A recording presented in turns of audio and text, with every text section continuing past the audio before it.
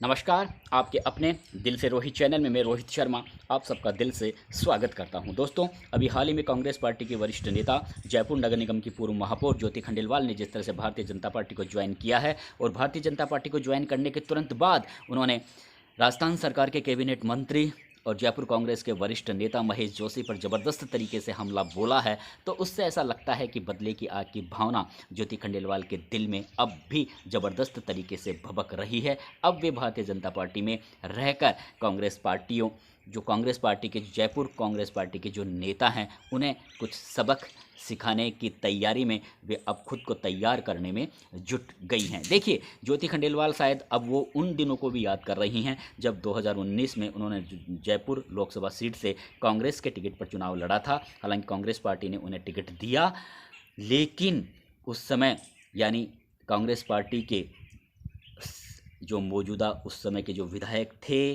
Congress party के संगठन से जुड़े जो नेता थे, उन्होंने ठीक तरह से ज्योति खंडेलवाल के प्रचार प्रसार में अपना योगदान नहीं दिया। इस बात को ज्योति खंडेलवाल भी महसूस करती हैं। मीडिया पर्सन में भी ये चर्चा है कि भले ही टिकट दे दिया हो, लेकिन ज्योति खंडेलवाल के चुनाव प्रचार में कांग्रेस पार्टी के नेता ही दिलचस्पी नहीं ले रहे हैं। तो फिर कैसे इस जयपुर का एक तरीके से भाजपा का गढ़ माना जाता है, संघ का गढ़ माना जाता है, तो कैसे वो पटकनी दे पाएगी भाजपा कैंडिडेट रामचरण बोहरा को। उस समय इस तरह की चर्चाएं हुआ करती थी, क्योंकि ज्योति खंडेलवाल अपने पति को साथ लेकर अकेले ही चुनाव प्रचार किया करती थी, अकेले ही जनता अलग अलग कॉलोनियों में जा रही थी। कांग्रेस पार्टी की जो एक फौज होनी चाहिए प्रचार में, वो उस तरह से विधायकों ने अपने अपने इलाकों में एक तरीके से मोर्चा नहीं थाम कर रखा था। उनके मन में ये भावना नहीं थी कि कांग्रेस पार्टी जयपुर लोकसभा सीट से चुनाव जीते। ये जो तथ्य हैं, ये जो विषय हैं,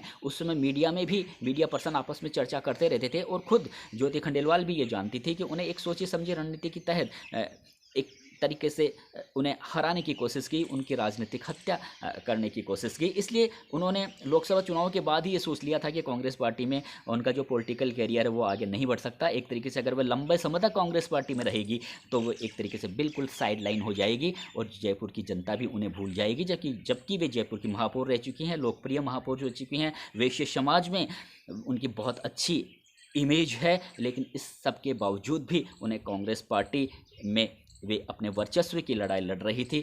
इसलिए उन्होंने देखा कि अब यहाँ पर बड़े बड़े कांग्रेस पार्टी के बड़े बड़े नेताओं के बीच वे अपने वजूद को कायम नहीं रख पाएगी।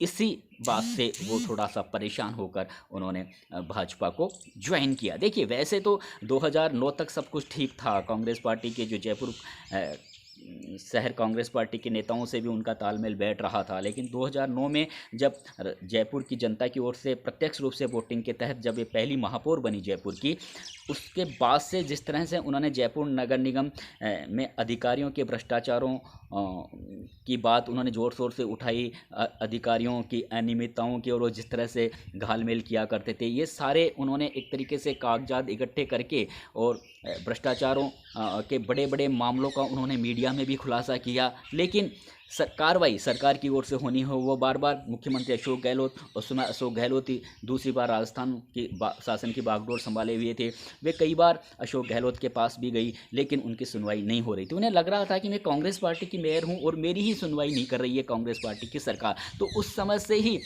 और वो सुनवाई क्यों नहीं हो रही थी, उस समय राजनीतिक हलकों में ये भी चर्चा थी कि उस समय महेश जोशी और ज्योति खंडेलवाल के बीच जो राजनीतिक दूरियां बिल्कुल बढ़ गई थी। इसलिए अशोक गहलोत ज्योति खंडेलवाल के जो आरोप लेकर वे जा रही थी, तो वे बराबर एक तरीके से इग्नोर कर रहे थे। लेकिन वो काफ़ी एक तरीके से आयरन लेडी कहेंगे हम उस समय, वो बाकायदा अगर अशोक गहलोत मुख्यमंत्री ने उनकी सुनवाई नहीं की तो वे सोनिया गांधी और राहुल गांधी तक पहुंची और बराबर उन्होंने वहां पर भी शिकायत की। वे घबराई नहीं, लेकिन हो कुछ भी नहीं रहा था। इसलिए 2014 के बाद जब सचिन पायलट ने राजस्थान कांग्रेस की बागडोर संभाली, तो फिर उन्हें ऐसा लगा कि हाँ, अब मेरा पॉलिटिकल कैरियर थोड़ा गति पकड़ सकता है जयपुर कांग्रेस में। सचिन पायलट भी काफ़ी समर्थक थी, लेकिन पार्टी को ज्वाइन करने के बाद भी जयपुर कांग्रेस के जो बड़े नेता थे वे ज्योति खंडेलवाल को बिल्कुल पूरी तरह से इग्नोर कर रहे थे। शायद हो सकता है उन्हें ये लग रहा होगा कि ज्योति खंडेलवाल अब एक तरीके से कांग्रेस पार्टी में उनका जो ग्राफ है वो हमसे भी ऊंचा जा रहा है, तो क्यों ना इनके इसके ग्राफ को दबाया जाए। इस तरह कि जयपुर कांग्रेस में जो बड़े नेता हैं उनमें जो वर्चस्व की लड़ाई है वो अब से नहीं है, विगत कई सालों से हैं। जयपुर कांग्रेस पार्टी के नेता आपस में अपनी वर्चस्व की लड़ाई लड़ रहे हैं, सब एक दूसरे को ठिकाने लगाने की कोशिश कर रहे हैं। ये बात आर तिवारी जो वर्तमान में जयपुर कांग्रेस के अध्यक्ष हैं वे भी अच्छी तरह से समझते हैं। यही वजह है कि जयपुर कांग्रेस में जो जयपुर में चाहे वो विधानसभा चुनाव हो, लोकसभा चुनाव हो, हमेशा कांग्रेस को हार का सामना करना पड़ा। लेकिन ये बात अलग है कि 2018 में कांग्रेस पार्टी को विभिन्न विधानसभा चुनावों पर अच्छी विधानसभा सीटों पर जयपुर में अच्छी सफलता मिली थी। उसके पीछे प्रताप सिंह खाचरियावास की मेहनत और उनकी जो दबंगाई थी और जिस तरह से उन्होंने अपने जयपुर शहर कांग्रेस पार्टी के जिस समय प्रताप सिंह खाचरियावास अध्यक्ष थे तो उन्होंने तमाम चाहे बड़े बड़े नेताओं के बीच आपस में दूरियां हों, एक दूसरे के वर्चस्व को ललकार रहे हों, लेकिन खाचरियावास की पर्सनैलिटी से प्रभावित होकर वह एक मंच पर जरूर नजर आने लगे थे और एक तरीके से एकजुटता की भावना भी उस समय कायम हुई थी जयपुर कांग्रेस में। और उसी की बदौलत जयपुर 2018 के विधानसभा चुनावों में कांग्रेस पार्टी को अच्छी कई सीटों पर, जयपुर की कई सीटों पर अच्छी सफलता भी मिली। लेकिन लोकसभा चुनावों में ज्योति खंडेलवाल के साथ में वो कांग्रेस की एकजुटता बिल्कुल भी देखने को नहीं मिली।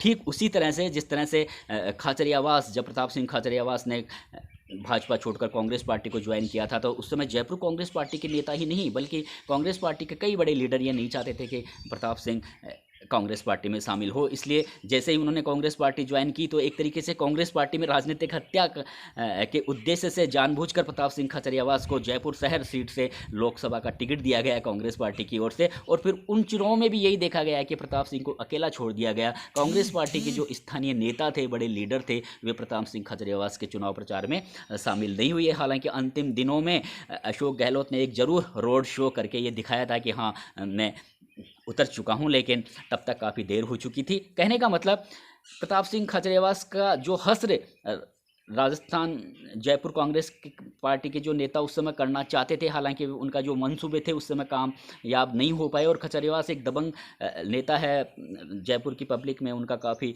अच्छा वे संघर्षशील व्यक्तित्व हैं और उन्होंने अपने दम पर एक तरीके से अब कांग्रेस पार्टी में अच्छा मुकाम भी हासिल कर लिया है। लेकिन शायद ज्योति खंडेलवाल ने ये सोच लिया था कि मैं अब यहाँ पर अपना ज़्यादा लंबा सफ़र तय नहीं कर पाऊंगी। तो और 2018 में उन्होंने विधानसभा का टिकट भी मांगा था किशनपोल विधानसभा सीट पर। वैश्य समाज के वोटर ज़्यादा हैं, हालांकि मुसलमान वोटर भी ज़्यादा हैं।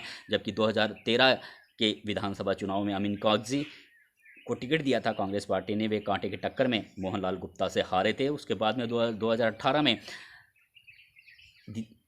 ज्योति खंडेलवाल ने टिकट मांगा था किशनपोल से, लेकिन उन्हें टिकट नहीं दिया गया। तो उसके बाद में उन्होंने ये सोच लिया था कि कांग्रेस पार्टी में उनकी सुनवाई नहीं हो रही है और जो जयपुर कांग्रेस पार्टी के जो बड़े लीडर हैं वे ही उनकी हर बात की काट कर रहे हैं। और हालांकि जब 2000 लोकसभा का जब उन्हें टिकट दिया गया तो ये तो जयपुर कांग्रेस पार्टी के नेता भी जानते हैं कि जयपुर भाजपा का गढ़ है, संघ का गढ़ है, क्यों ना इसको ज्योति खंडेलवाल को टिकट अगर मिलता है तो हमें कोई एतराज़ नहीं है, क्योंकि वे जानते थे कि ज्योति खंडेलवाल यहाँ से चुनाव नहीं जीत पाएगी। हालांकि महेश जोशी पूर्व में यहाँ से सांसद रह चुके हैं, लेकिन महेश जोशी और ज्योति खंडेलवाल के बीच उस समय राजनीतिक संबंध काफ़ी बुरी तरह से बिगड़ गए थे। इसलिए ये बिल्कुल तय सा था कि जब लोकसभा का चुनाव लड़ा ज्योति खंडेलवाल ने तो उन्हें एक तरीके से अकेला छोड़ दिया गया था, एक जानबूझकर सोची समझी प्लानिंग के तहत, और जिसका हश्र ये देखने को मिला कि वे चुनाव हार गई। तो इन तमाम तथ्यों को देखते हुए उन्हें ऐसा लगने लगा था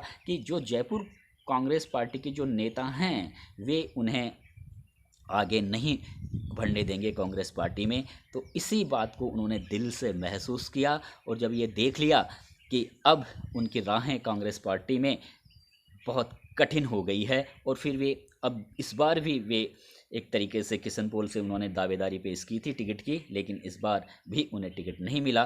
तो अब चर्चा ये है कि किशनपोल से भारतीय जनता पार्टी को मोहनलाल गुप्ता के विकल्प के तौर पर एक ऐसा मजबूत चेहरा चाहिए जो वोटरों को अपनी ओर खींच सके। किशनपोल में वैश्य समाज के भी अच्छे वोटर हैं, मुसलमान समाज के तो हैं ही, और ज्योति खंडेलवाल को हो सकता है किशनपोल से टिकट दे दिया जाए। और इसमें कोई दो राय भी नहीं है कि अगर उन्हें टिकट मिलता है तो भाजपा की जो यहाँ पर पकड़ काफ़ी मजबूत मानी जा सकती है, क्योंकि ज्योति खंडेलवाल को टिकट देने से वैश्य समाज में अच्छा मैसेज जाएगा। वैसे भी अशोक लाहौटी पिछले दिनों जिस तरह से उन्होंने भाजपा कार्यालय में घेराव किया कि मुझे मेरा टिकट काट दिया गया, वैश्य समाज के एक भी व्यक्ति को टिकट नहीं दिया गया, तो किशनपोल से ज्योति खंडेलवाल को टिकट देकर वैश्य समाज का भरोसा भी हासिल करने का प्रयास करेगी भारतीय जनता पार्टी। दूसरा, उन्हें किशनपोल से एक मजबूत चेहरा भी मिल जाएगा जो अमीन कागजी को टक्कर दे सके।